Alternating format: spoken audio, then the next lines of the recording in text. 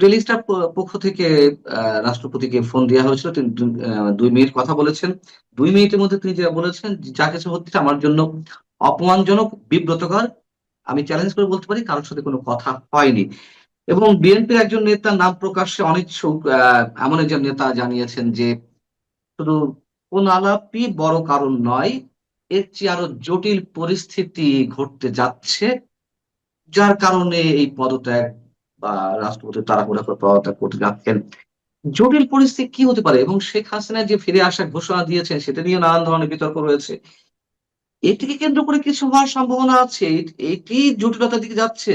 হ্যাঁ, আমার মনে হয় না যে একটা সংবাদ কেউ ফিরে আসবে বা এইসব কারণে আহ প্রেসিডেন্টকে অপসারণের কোনো যৌক্তিক আহ যৌক্তিক কোনো বিষয় হতে পারে এটা আর কি। কেউ ফিরে আসবে বলেছেন, উনি কি ফিরে এসেছেন? তার ফিরে আসতে গেলে তো কোন একটা প্রক্রিয়ার মধ্যে দিয়ে আসতে হবে। হয় তাকে বর্ডার ক্রস করতে হবে, এবং তিনি নিশ্চয়ই সেটা বেআইনি ভাবে করবেন না, তাই না? উনি তো ঢুকে পড়বেন না পুশব্যাকের মতো। ফলে এইটা আমি মনে করি না যে এইটা প্রেসিডেন্টকে সরানোর জন্য যথেষ্ট যুক্তিসঙ্গত কারণ। আরেকটা হচ্ছে যে প্রেসিডেন্ট করবেন কি, মানে উনি যদি চলেও আসেন, প্রেসিডেন্টের এখানে কি করার আছে? প্রেসিডেন্ট যদি কোনো নির্দেশ আদেশ দেন, সেটা আহ কার মাধ্যমে দিবেন? এই সরকারের মাধ্যমেই তো প্রযুক্ত করতে হবে, হুম, তাই না? এবং প্রেসিডেন্ট কি করতে পারেন? প্রেসিডেন্ট জরুরি অবস্থা ঘোষণা করতে পারেন মনে করেন। সেটা করতে গেলে সংসদের পরামর্শ ছাড়া তিনি পারেন না। তিনি হুম, সেটা করতে গেলে সেটা সংবিধান লঙ্ঘিত হবে। তো এইখানে পরামর্শ প্রয়োজন হয়, প্রধানমন্ত্রীর পরামর্শ দরকার হয়। প্রধানমন্ত্রীর পরামর্শ ছাড়া প্রেসিডেন্ট আসলে কিছু করতে পারেন না বাংলাদেশে। এইটাই তো সংস্কারের বিষয়টা ছিল, তাই না? সংস্কারে তো অনেকের মনে এইটাই কি ছিল। এই ধরনের অনেকের মনে কি এই ধরনের আতঙ্ক আছে যে আগের সংসদ বহাল রাখা হতে পারে, একটা নির্বাচনের মাধ্যমে না না, যে উনি এটা কি সরকার করে গঠন করবেন? হচ্ছে। না না, উনার এটা করার কোনো উপায় নাই ওনার। কেন নাই আমি বলি, উনি একটা অধ্যাদেশ দিয়ে গণভোট এবং সংসদ নির্বাচন করিয়েছেন না? হুম, নিজে যে হুম, হুম, আদেশে সই করেছেন, নিজে যে হুম, আদেশ হুম, দিয়েছেন, উনি আবার সেটা কেমনে বাতিল করে? আগের সংসদ কেমনে আনে উনি? ওনার পক্ষে সম্ভব না। এটা করতে গেলে উনি একটা স্ববিরোধী কাণ্ড করে বসবেন। এটা তো হুম। এখন আর সম্ভব না। ওনার আদেশেই তো গণভোট হয়েছে। এই যে সারাক্ষণ এনসিপি আর জামাত কি বলে যে প্রেসিডেন্ট সাহেবের আদেশে হয়েছে গণভোট বৈধ। তো গণভোট বৈধ হতে বিরোধী দল বলে, সরকারি দলও বলে। তো কেউ কি এটার বৈধতা নিয়ে চ্যালেঞ্জ করেছে? করে নাই তো। আমি শেষ একটি বিষয়ে জানতে চাই, সেটি হচ্ছে যে ওভারঅল জানতে চাইছি। আপনি প্রথমে বলছিলেন যে রাষ্ট্রপতির যে ঘিরে যা কিছু হচ্ছে এগুলো একটু অস্বাভাবিক মনে হচ্ছে। আহ আবার ইউনূস সাহেবকে কেন্দ্র করে বলছেন, যদি সত্যি ইউনূস সাহেব রাষ্ট্রপতি পদে আসেন তাহলে ধরে নিতে হবে যে বিশেষ কোনো নির্দেশ, উপদেশ বা বাধ্যবাধকতা রয়েছে। আহ আমি যদি ওভারঅল জানতে চাই যে, এবং বিদেশি শক্তির কথা বলছেন যে বাংলাদেশের রাজনীতি বিদেশি শক্তির সাথে নানান ভাবে সম্পৃক্ত থাকে। সব মিলিয়ে সেই বিদেশি শক্তি কি খুব বেশি প্রভাব রাখছে? আমি যদি সরাসরি জিজ্ঞেস করি যে ভারতীয় আধিপত্যবাদ আমরা কেউ চাই না, কোনো আধিপত্যবাদ আমরা চাই না, কিন্তু ভারতীয় আধিপত্যবাদ থেকে বেরিয়ে এসে আমরা মার্কিন আধিপত্যবাদের দিকে ঝুঁকে পড়ছি কিনা? তো আধিপত্যবাদ আমাদের মাথায় চাপতে পারছে বা পারবে, এইটা কিন্তু নির্ভর করে হচ্ছে আমাদের দুর্বলতা বা আমাদের মেধাহীনতা এর উপরে আর হুম, কি। এখন আমি যে প্রশ্নটার মধ্যে ছিলাম যে ইউনূস সাহেব চলে আসলে, ইউনূস সাহেব চলে আসলে কি হবে জানেন?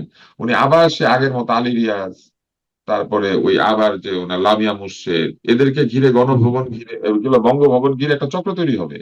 এবং একই ভাবে সেই চক্র নানান ভাবে ক্ষমতার সংঘাত তৈরি করবে এবং নানান ধরনের সমস্যা তৈরি করবে, এবং এটা হবে এক্সটেনশন অফ অন্তর্বর্তী সরকারের একটা জায়গা যেখানে অন্তর্বর্তী সরকারের ধরেন যদি দুইটা, মানে অন্তর্বর্তী সরকার কি হবে এখন, সরকারকে দুই মাথাওয়ালা একটা জায়গায় পরিণত করবে।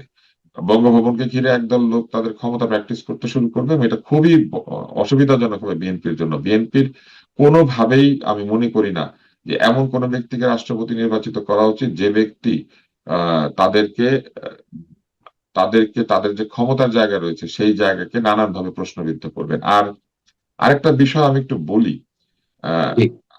আমি বহুবার বিদেশ ভ্রমণ করেছি জীবনে, কিন্তু কখনোই আমি এত হিউমিলিটেড হই নাই এই অন্তর্বর্তী সরকার আসার পরে বিদেশ ভ্রমণ করার সময়। সকল জায়গাতে, সকল দেশে আমাদেরকে ইমিগ্রেশনে বিব্রতকর প্রশ্ন ফেস করতে হয়। বহু ইমিগ্রেশনে আমাদেরকে বসিয়ে রাখে, বহু জায়গাতে বসিয়ে রেখে আমাদেরকে অন্য একটা ঘরে নিয়ে যাওয়া হয়, যে ঘরের মধ্যে আবার প্রশ্ন করে তারপরে এন্ট্রি এনশিওর করা হয়। আমেরিকাতে যারা বাংলাদেশে যাচ্ছেন এখন বন্ড দিচ্ছেন $10,000, $15,000, এবং এই এত টাকা জমা দিয়ে কেন যেতে হবে? মাত্র 1 মাসের ভিসা ইস্যু করা হচ্ছে। এবং সেইখানে পৌঁছানোর পরে বহুবার আমেরিকা গিয়েছেন এমন ব্যক্তিকে আরেকটা ঘরে নিয়ে যাওয়া হয় এবং সেখানে বসিয়ে রেখে প্রশ্ন করে তারপরে তাদেরকে ভিসা ইস্যু করা হয়। এবং আমি নিজের কানে, আমি আমেরিকা ভ্রমণ করেছি, আমি নিজের কানে শুনেছি ওই ভিসা অফিসার বলছেন নাইজেরিয়া, বাংলাদেশ, আরো কয়েকটা দেশ, বলবো আমি সিরিয়া, এরকম হুম, কয়েকটা হুম। দেশের কথা বলে বলছেন এইসব লোককে এখানে আসার পরে সে যেই হোক না কেন তাকে এখানে আনতে হবে এবং প্রশ্ন করতে হবে। মানে আমাদেরকে ব্যর্থ রাষ্ট্রের তালিকায় ফেলে দিয়েছে।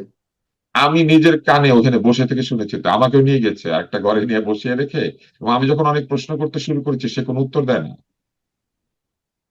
আমাকে কোনো উত্তর দিচ্ছে না, তাই না? এবং আপনি নিশ্চয়ই জানেন যে আমেরিকার নিয়ম রয়েছে বিশেষ শিশু যদি আপনার সঙ্গে থাকে, হুম, আমেরিকাতে হুম। কিন্তু এটা তাদের সাংবিধানিক রুল, তাদেরকে আলাদাভাবে ট্রিট করতে হবে। আমার ভ্রমণে আমার সঙ্গে আমার বিশেষ শিশু ছিল, আছে। আচ্ছা। তো সেইরকম একটা অবস্থায় আমাদেরকে বসিয়ে রাখা হচ্ছে এবং সেই আইনগুলি তারা মানছে না। আমাদেরকে কিন্তু ফার্স্ট লেন দেওয়ার কথা, আমাদেরকে কিন্তু আগে নিয়ে যাওয়ার কথা, অন্যান্য দেশে দিচ্ছে। এবং ওইখানে দাঁড়িয়ে থাকা অবস্থা বিশাল লাইন, সেই লাইনে দাঁড়িয়ে থেকে যখন আপনি ইমিগ্রেশন কাউন্টারে পৌঁছাচ্ছেন সেখানে আপনাকে ছেড়ে না দিয়ে সে আপনাকে নিয়ে আবার কোনো একটা জায়গাতে 20-25 মিনিট বসিয়ে হুম। রাখছে। অনেকটা এইগুলি এরকম যে যে করা হচ্ছে, কনসেন্ট্রেশন ক্যাম্পে শোনেন, এইগুলি নিয়েছে। যে করা হচ্ছে ভাই, পান্না, এগুলো যে করা হচ্ছে এইগুলা নিয়ে আমাদের যে বিশাল দিগগজ পণ্ডিতেরা এখন আমেরিকার দূতাবাসে চাকরি বাকরি পেয়েছেন না অন্তর্বর্তী হুম, সরকারের হুম। সময়, এরা কোনো কথা বলেন না। এরা এগুলি নিয়ে কোনো বক্তব্য কোথাও ছাপানোর ব্যবস্থা করেন না। এরা এগুলো নিয়ে কোনো নেগোশিয়েট করেন না। উল্টা ওনারা সারাক্ষণ ব্যস্ত আছেন পান্না কি বলেছে, পান্নার হুম, হুম, ঘটনাবলী, হুম। পান্না ভুল কি বলছে কোথায়? এটা দেখার জন্য কাউকে চাকরি দেয় না এখানে কিন্তু।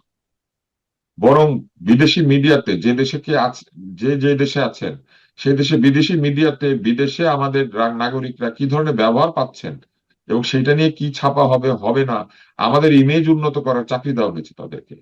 তো তারা তো সেটা করছেন না জায়গা মতো বসে, তারা ব্যস্ত আছেন তাদের মহাগুরু ইউনূসের ইউনূসের যে ফেস সেইটাকে বড় করে দেখানোর জন্য, ইউনূসের মর্যাদা রক্ষার জন্য যেন তারা ব্যস্ত। ইউনূসকে কেউ কিছু বললে তাদের তেলে বেগুনে তারা জ্বলে ওঠে, তাই না?